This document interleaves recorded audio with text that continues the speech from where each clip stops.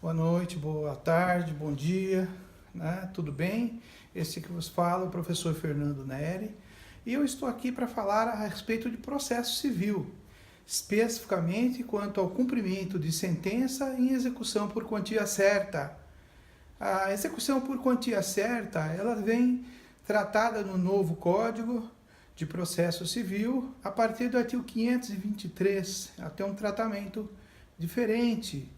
Então, ela permite, portanto, que seja inserida a multa de 10% e os honorários de 10%. E é sobre essa situação que eu vou falar agora um pouquinho, alertando aqueles advogados, aos estudiosos, que existe uma metodologia diferente daquela que havia sido adotada pelo Código de 73.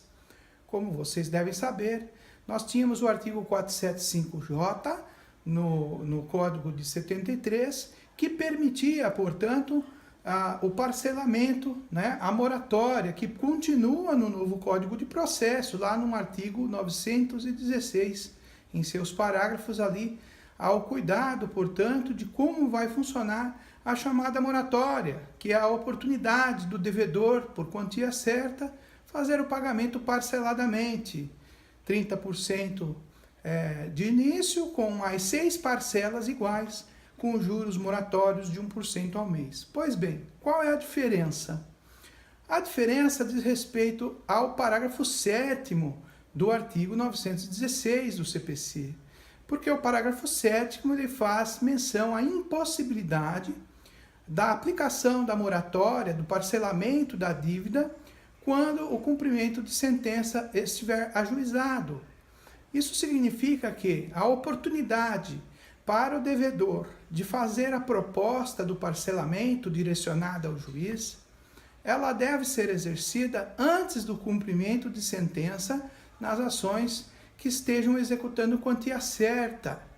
Se isto ocorre posteriormente, haverá incidência das multas previstas no parágrafo 1º do artigo 1523, ou seja, será inserido 10% de multa e mais 10% de honorários advocatícios.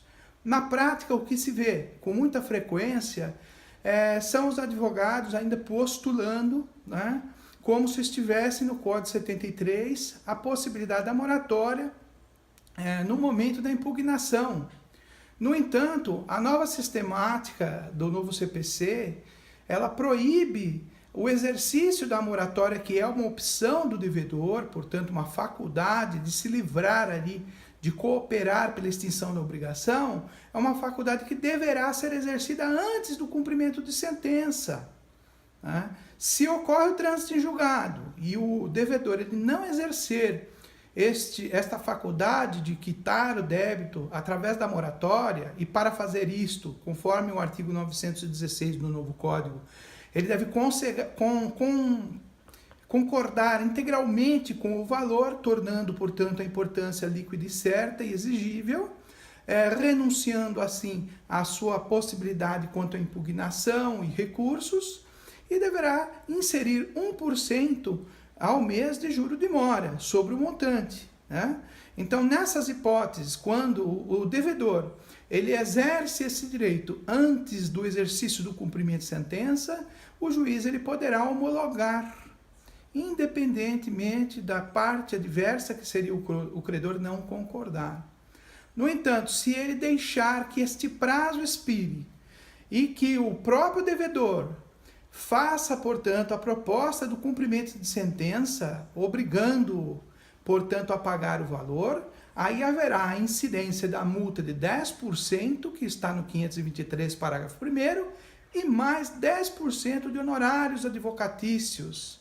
Não será possível o juiz homologar a moratória, a não ser que essa proposta seja encaminhada ao exequente e o exequente por si aceite. Aí nós estamos vendo um consentimento do exequente, né, do credor, em aceitar aquela proposta, mas ele não tem o dever de aceitar.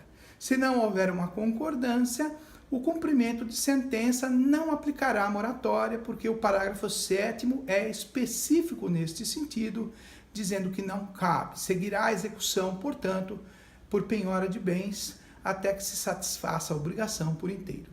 Um grande abraço, espero ter sido útil. Para quem é de beijo, beijo, abraço, abraço. Fiquem com Deus, até mais, até o próximo.